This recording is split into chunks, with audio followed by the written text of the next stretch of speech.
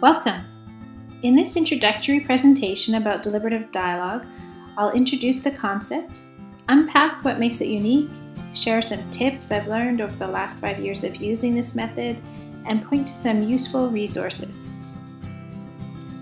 Deliberative dialogue is a method for bringing people together in cooperation and inviting those people to co-create ideas about possible futures through dialogue.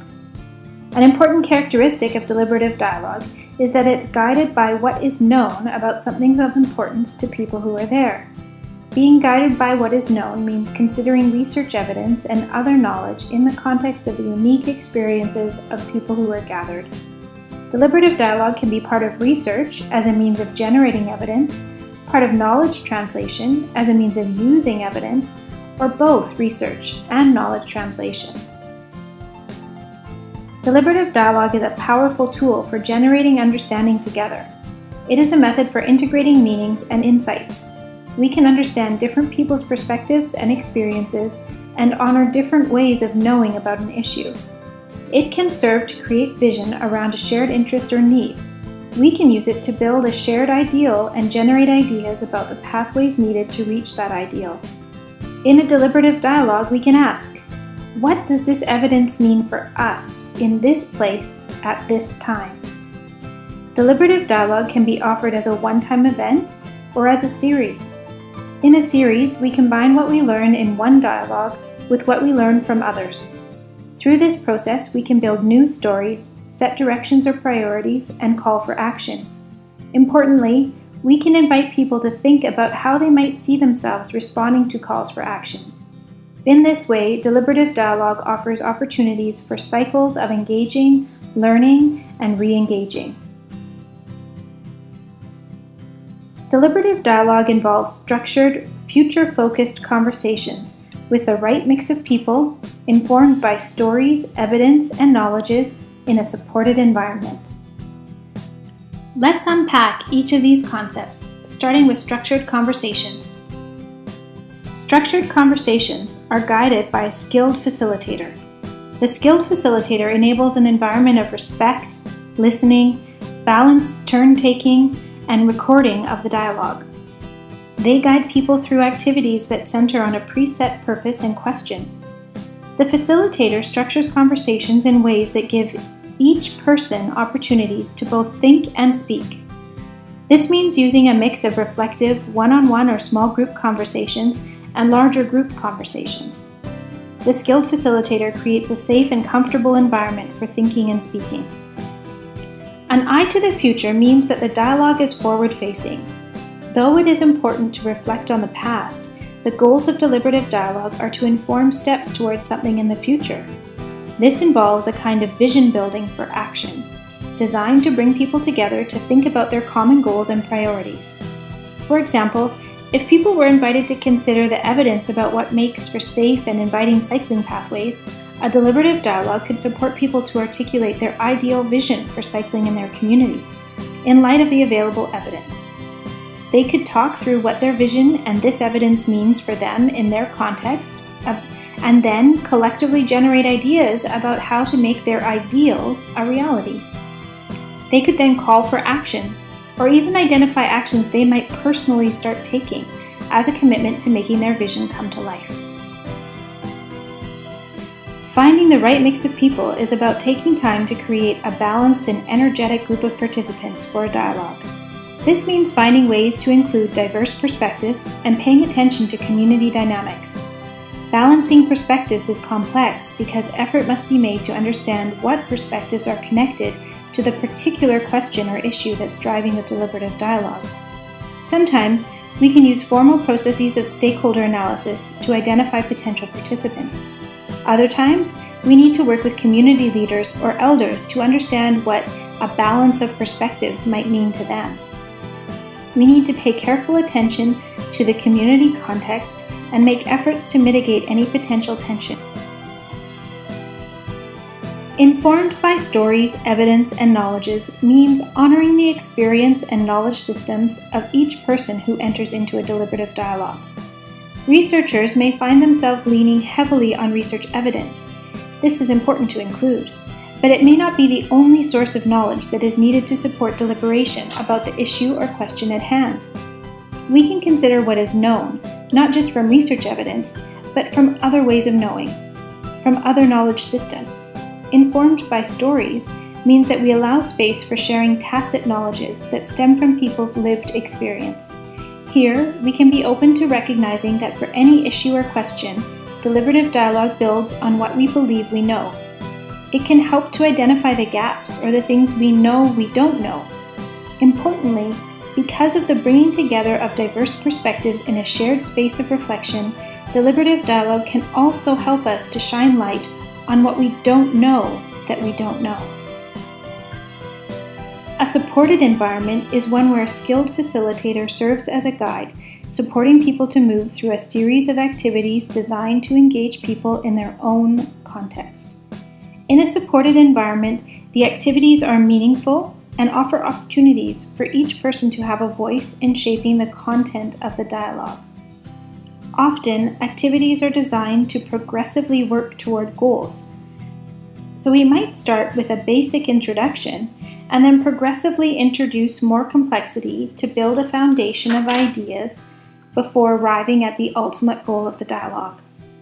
Some of the reference materials provided at the end of this presentation offer useful recommendations on how to achieve this progressive structure.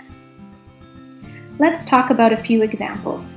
In each of these examples, deliberative dialogue was used in connection to a research study. In the first, it was a community action tool. In the second and third, it was a research and integrated knowledge translation strategy. One inspiring example of the use of deliberative dialogue methods was the People's Health Tribunal. This tribunal gave voice in the face of adversity.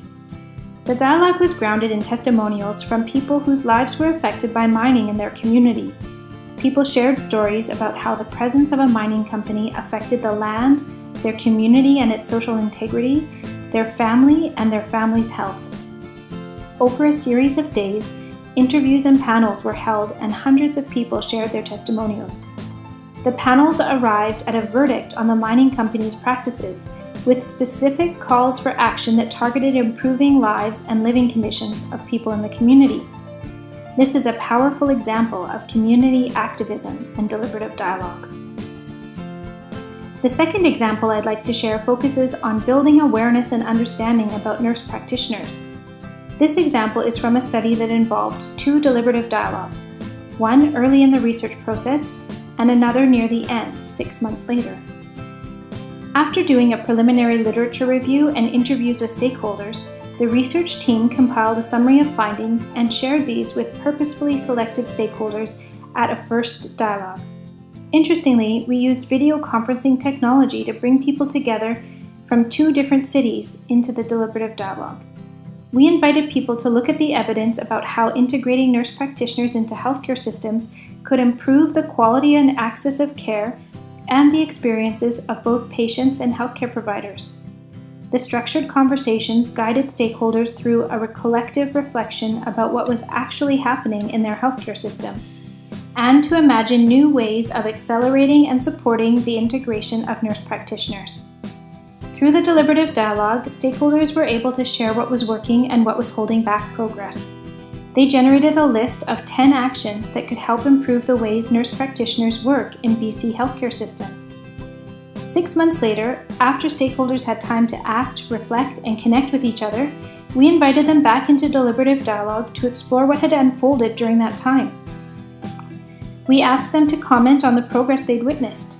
They told us that some of the progress in nurse practitioner integration was slowed because the public and other healthcare providers, including other nurses, didn't understand what nurse practitioners were or what they contributed to the healthcare system. In response, the research team worked with a small group of people to develop a series of videos, including nurse practitioners. The videos featured nurse practitioners in their daily practice, what they do, who they are, and what contributions they can make to healthcare systems. Finally, a third example I'd like to share comes from a series of research studies that all use deliberative dialogue. In this series, deliberative dialogue was chosen as a way to connect a large and diffuse community of people who shared a common interest in global health research. This community is incredibly diverse in geography, disciplinary background, type of involvement in global health research, experience, philosophy, and values and beliefs. But they all share a belief that research has an important role to play in promoting greater health equity around the world. In these studies, deliberative dialogue served as a tool for people to grapple with their own normative values.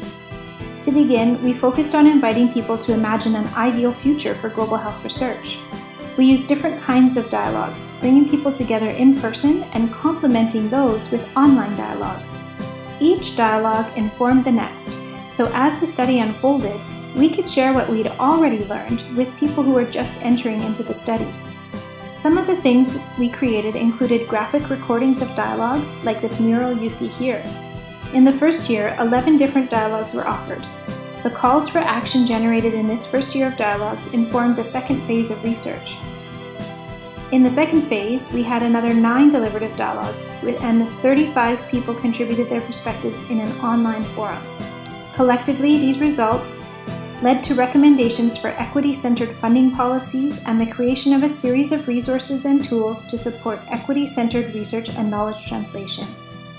The concepts of deliberative dialogue continue to inform numerous follow-up activities and training sessions inspired by the outcomes of this research. You can find a lot more about these dialogues by visiting the Canadian Coalition for Global Health Research online. Now that we've looked at a few examples, I want to share some tips that I've learned about how to make deliberative dialogue work well. Deliberative dialogue works best when it's relevant and important to the people involved. People give a lot of time and energy to be part of a dialogue. Sometimes they give a full day. It has to matter to them. It has to be about something that they believe is of critical importance at this moment in time. When the focus is on something they're passionate about, the dialogue can offer hope. This works best when time is spent in the dialogue to talk about the actions that would make a difference. Further, when the topic is something that really matters to people, they often intuitively start thinking about what they could do personally in response to what the group collectively calls for. This is developing action. Deliberative dialogue works best when we ask great questions. Asking great questions means being aware of and intentionally choosing an open lens to see the world through. Different people, communities, and disciplines see the world in particular ways. Sometimes the lens we are used to using can narrow the way we understand the world, and this, in turn, narrows the way we can understand other people in that world. We need to be conscious of our own way of seeing the world and recognize that it isn't the only way to see. Once we are aware, we can explore other lenses to see the world through, and eventually, we can be purposeful in choosing lenses that are broad enough to honor multiple perspectives. One way we can become conscious of the lens we see the world through is to be in a deliberative dialogue where we are invited to hear the stories and experiences of others. A deliberative dialogue is an invitation for us to understand the world through other people's experiences. Great questions invite us to be more aware of our own lens and invite us to see others. They are clear, relevant, and inspiring tools that invite us to engage. Deliberative dialogue also works best when we facilitate relational connections. There's something quite special about the space created by facilitators and participants of a deliberative dialogue. All of our relationships are important when we come together in a shared space to build a shared future. When we enter into a dialogue with an expectation that everyone there will care for and strengthen relationships, including the relationships we have with each other, with the context we're talking about, and with the knowledge we're exploring, then we can collectively contribute to a relational connection. When this happens, deliberative dialogue can be incredibly impactful, energizing, and inspiring for people. Taking time before, during, and after the deliberative dialogue is key to making it run smoothly and enabling all of the other considerations we've talked about so far. Before the dialogue, we need to take time to plan and design the event. We think about who to include and why, and how to include them. This means coming up with ways that work best for the people you are inviting into the dialogue. You might need to reach out to the community you're working with to understand what kind of venue would work best to meet participants where they are at. think carefully about creating an environment where people will feel comfortable and safe. Taking time to prepare as a facilitative team means thinking through who is going to do what and how we're going to move through the day. I like to create a facilitator guide that helps everybody contribute to constructing the agenda of activities, agree on a plan, and run through the plan to make sure that it is logical, clear, cohesive, and reasonable. Selecting the location is important. The space needs to feel comfortable and safe. I prefer to find spaces that offer flexibility to move chairs and tables because I can structure different kinds of activities in the same room. This flexibility enables me to move from one-on-one activities to small groups and large group circles. Preparing people to enter into the dialogue means offering materials in advance. I begin by thinking through what people need to know in order to participate fully. For each deliberative dialogue, the process and materials can look quite different. It might mean that people need something to read, or maybe they need a video or graphic summary of research evidence, something like an infographic. It may involve creating and sharing a synthesis of evidence about what is known and what isn't known about the problem. Often, it's helpful to provide people with the questions that you're going to ask them at the deliberative dialogue. During the dialogue, it's important to take time to build trust. Starting with an informal gathering at the beginning or before a dialogue can give people this important opportunity. This time helps people to start connecting and build relationships with each other, making the time spent in dialogue much more meaningful. For example, you could create an agenda that builds in 45 or so minutes of informal casual conversation over coffee and snacks at the beginning of a dialogue. If you can afford the time and expense, offering a meal for people to share in the day before can be a wonderful way to build trust. Time to reflect and think throughout the day is also important. Participating in a deliberative dialogue can be intense and sometimes spans a full day. Even in shorter dialogues, people are invited to think hard, to work to understand people's perspectives, and to arrive at something they can share together. This process takes a lot of energy. It's important to build agendas that include time to reflect, rest and move, and to mentally process the ideas that are being explored. After the dialogue, it's important to build on the momentum and commitments made during the dialogue. Whoever is the main host of a deliberative dialogue needs to be upfront and clear about what they can commit to in response to the decisions or calls for actions made in the dialogue. This includes commitments such as providing people with a summary or report of the dialogue, or with communications materials promised. Action beyond the dialogue, especially beyond the capacity of people participating in the dialogue, can foster false hope if the ideas are not accompanied by an agreed-upon plan for follow-through. Another post-dialogue consideration is whether continued communication is desired. If it is, then it is important to ask people what their interests are and be clear about the role that the host can play to facilitate communication. You might need to ask permission to share people's contact information. In summary, deliberative dialogue is a powerful and useful method for bringing people together in cooperative conversation with an aim to deliberate about a particular issue or question. Importantly, these deliberations are informed by what is known about that issue, including looking to research evidence, the knowledge and experience of people at the dialogue, and the context. Deliberative dialogue involves structured conversations among the right mix of people, informed by evidence, stories, and knowledges in a structured environment. There are excellent examples we can look to for inspiration about the kinds of issues or questions that can be explored through deliberative dialogue. These examples share a common thread of being future-focused. That is, they all brought people together to understand where they were at, imagine where they would like to be, and problem-solve ways to get there. Specific strategies that make deliberative dialogue work well include ensuring the topic is relevant, timely, and inspiring, asking great questions, facilitating relational connections, and taking time before, during, and after the dialogue. If you'd like to learn more about deliberative dialogue, I encourage you to explore the articles listed in the references or contact me by email. Best wishes for the deliberative dialogues ahead.